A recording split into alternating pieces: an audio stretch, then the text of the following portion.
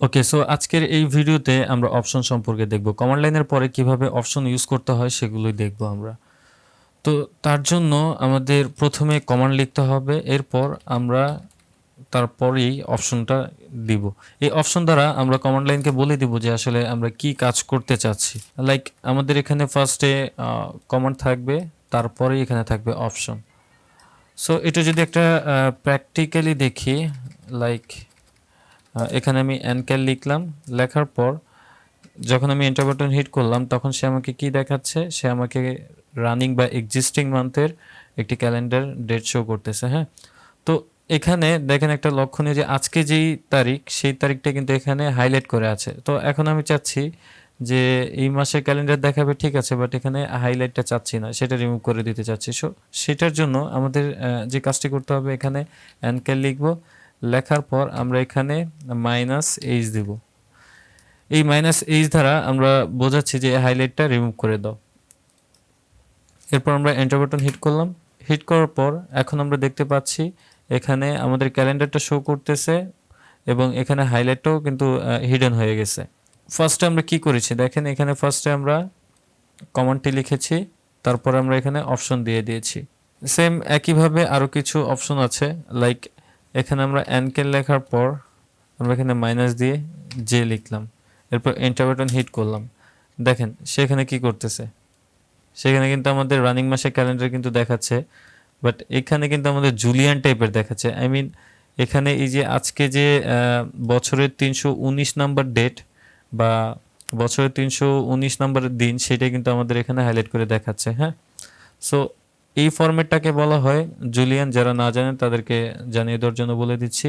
তো এই ফরম্যাটে আমাদের কোনো নির্দিষ্ট তারিখ দেখাবে না, এখানে ডিরেক্ট দেখাবে যে আজকে কততম দিন বছরের।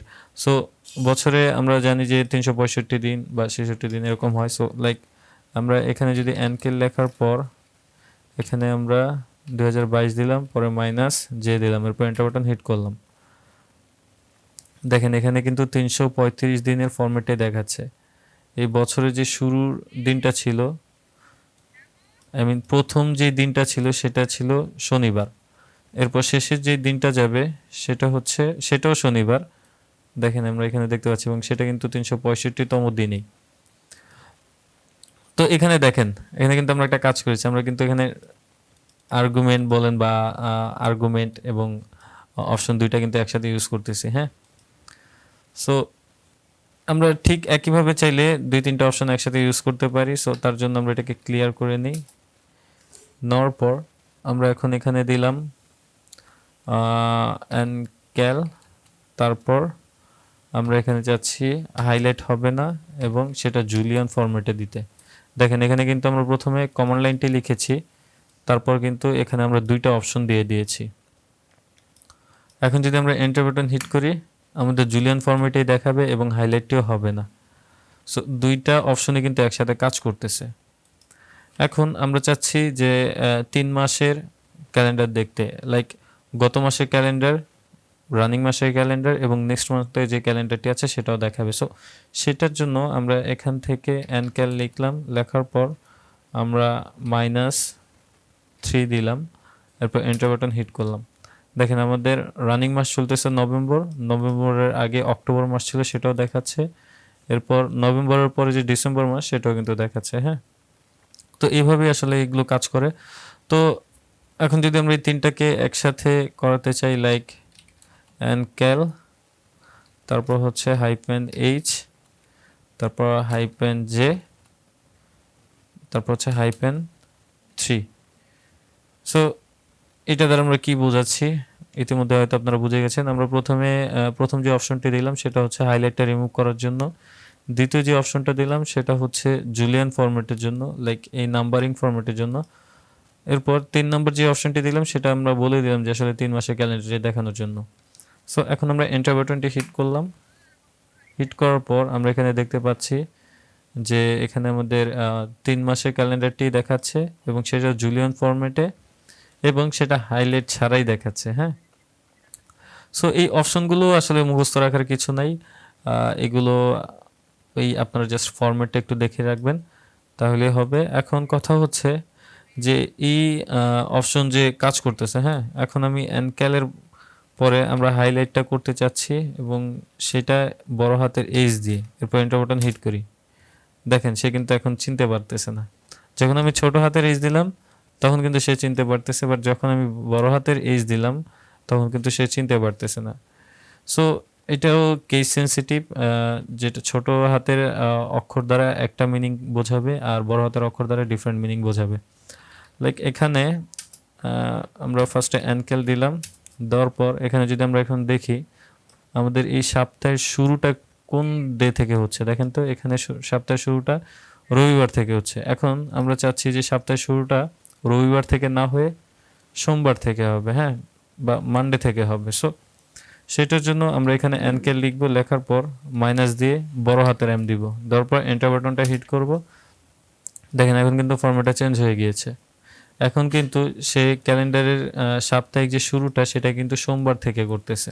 এখন আমরা আবারও এনকেল লিখলাম, লেখার পর বি দিই, এন্টার বাটন হিট করি। দেখেন এখন কিন্তু ফরম্যাটটা একটু ডিফারেন্ট ওয়েতে দেখাচ্ছে। হ্যাঁ, সো এটা আমরা শুধু যদি ক্যালও দিতাম বা ক্যালেন্ডারও দিতাম তাও কিন্তু আমাদের এই ফরম্যাটে শো করতো, বাট ওটা কিন্তু হাইলাইট করতো না, দেখছেন।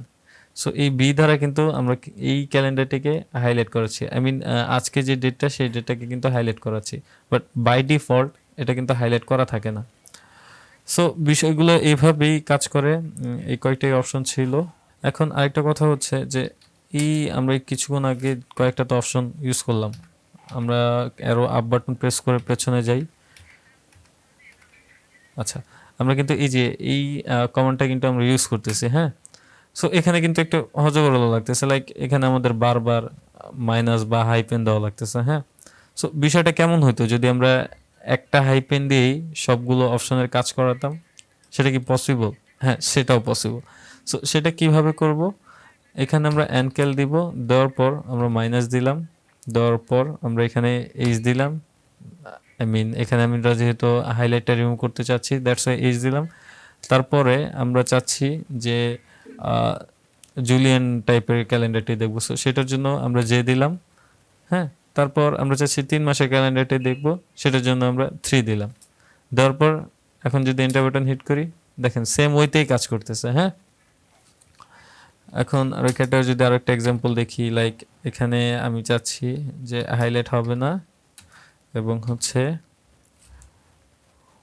এখানে 3 মাসের ক্যালেন্ডারটি দেখাবে। হ্যাঁ, এখন আমরা এন্টার বাটন হিট করি, আমাদের রেগুলার যে ক্যালেন্ডারটি আছে সেটাই দেখাচ্ছে,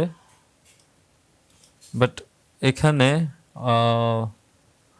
আমরা যদি এনকেল লেখার পর হাইপেন 3 যদি দিই তাও কিন্তু সেটা কাজ করতেছে সেম ওয়েতে।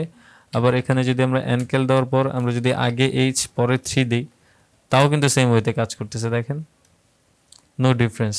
সো এখানে আমরা যখন এভাবে লিখব তখন এরকম নির্দিষ্ট কোনো রুলস নেই যে আমাদের এই কমান্ডটা আগে দিতে হবে বা ওই কমান্ডটা পরে দিতে হবে, এরকম কোনো রুলস নেই। আপনি জাস্ট আপনার যেটা চাচ্ছেন সেটা ডিরেক্ট টাইপ করে দেবেন তাহলে হবে। তো এই ছিল আজকের বিষয়, দেখা হচ্ছে নেক্সট পর্বে। আল্লাহ হাফেজ।